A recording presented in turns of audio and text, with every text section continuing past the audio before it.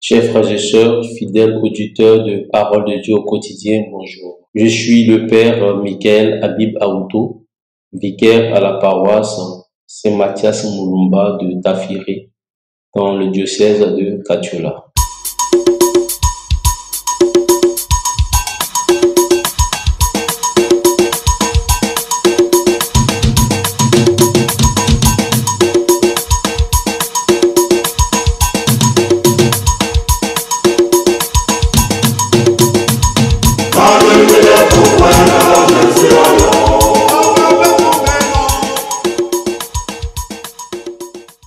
C'est une joie pour moi de vous retrouver ce jour où l'Église nous invite à rendre un hommage à Saint Charles Borromée.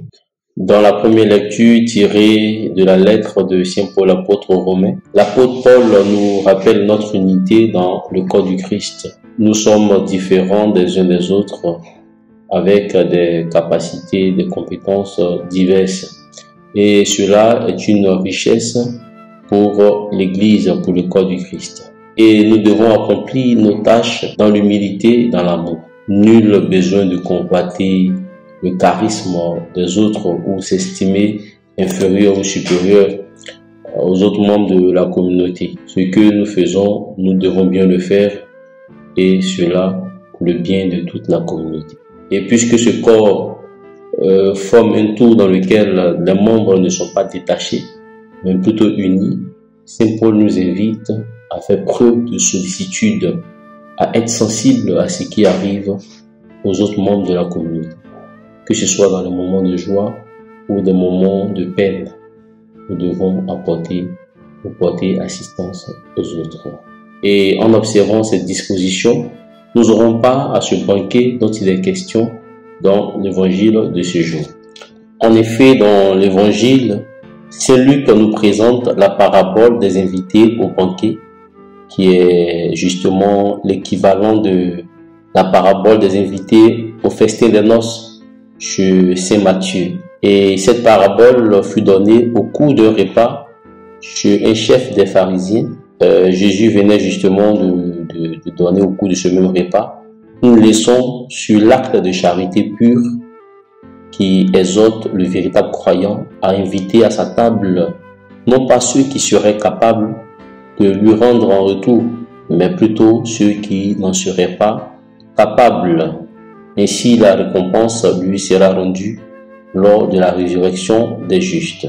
Et un des convives, certainement touché par cette parole de Jésus, va s'exclamer de la manière suivante: heureux celui qui participera au repas dans le royaume de Dieu. Luc 14, verset 15. C'est donc en réponse à cette exclamation que Jésus va donner cette parabole que nous venons d'entendre. Un homme donnait un grand dîner pour lequel il avait invité ses amis. Lorsque le repas fut prêt, il envoya son serviteur informer les invités qui se sont bien arrangés pour trouver des excuses et des raisons de s'absenter. Cette première partie, chers frères et sœurs, s'adresse aux premiers auditeurs de Jésus. Ce peuple aimé de Dieu, choisi par lui, mais qui fait la sourde oreille et trouve 1000 bonnes raisons pour ne pas écouter l'évangile et pour ne pas répondre à l'invitation de Jésus à le suivre.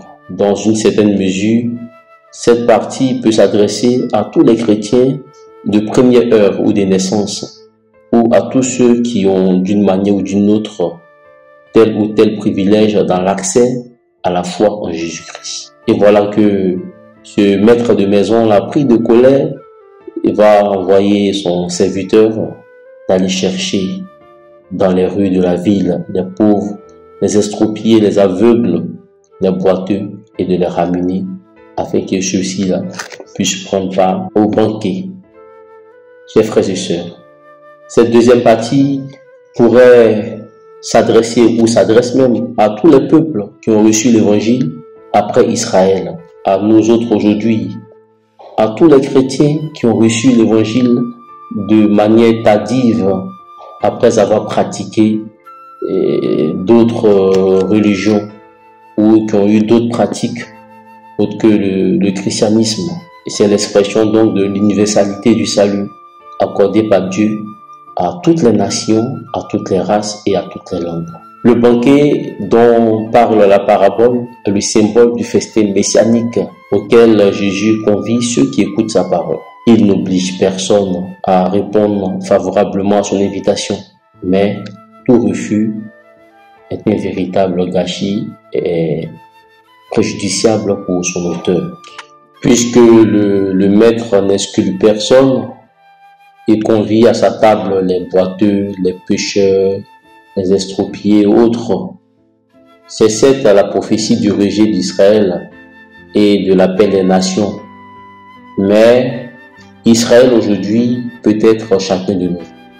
Nous avons des privilèges par rapport à la parole de Dieu et il nous arrive d'opposer à cette parole-là un refus, d'opposer à cette parole une résistance sous prétexte que nous avons des choses à faire.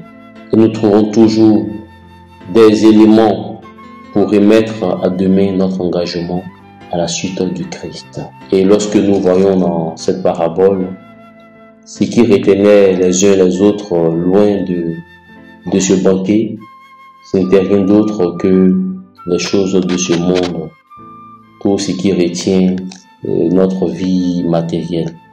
Voici ce qui nous éloigne bien souvent de la gloire de Dieu et du salut qu'il nous offre gratuitement. C'est ainsi que nos préoccupations quotidiennes nous emballent dans de vaines courses, nous empêchent de nous tenir dans les bénédictions divines. Or, aucun de ces éléments-là sont éternels, sinon la parole de Dieu. Chers frères et sœurs, il est donc important pour nous de savoir établir l'échelle des valeurs entre Dieu et les éléments de ce monde. Cherchons d'abord le royaume de Dieu et sa justice, et tout le reste nous sera donné par surcroît. Merci de nous avoir suivis et de toujours rester fidèles à la parole de Dieu au quotidien. Que Dieu Tout-Puissant, dans son amour, vous bénisse, lui qui est Père, Fils et Esprit Saint.